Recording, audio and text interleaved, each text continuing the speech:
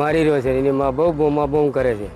પછી હું આવ્યો થોડી વારથી અડધો કલાક રહી, એટલે અહીં લોહી લવાણ પડ્યું ને તો પતી જાય હતી. પછી એ છોકરો બી ત્યાં આવ્યો હતો. મેં બે છોકરાઓને કીધું આને પકડો ને બંધાડ્યો. બાંધીને પછી મેં મારા પંચને રજૂ કર્યું, બોલાયા. પછી અમે ફરિયાદ કરવા ગયા પોલીસ સ્ટેશન. એ તો સાહેબ ત્યાં એમના પાસે લાકડા મારી દે, જો એને હાથમાં એ મારી દીધું. લીંબડી પોલીસ સ્ટેશનના ખેડા ફળિયા ખાતે એક ખૂનનો બનાવ બનેલ છે.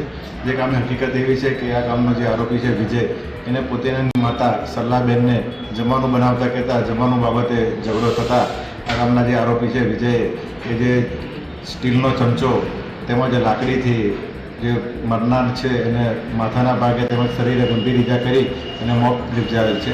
જે અંતર્ગત લીંબડી પોલીસ સ્ટેશન ખાતે ખૂનનો ગુનો દાખલ કરવામાં આવેલ છે અને આ કામનો જે આરોપી છે મરનારનો દીકરો વિજય, એને હસ્તગત કરવામાં આવેલ છે.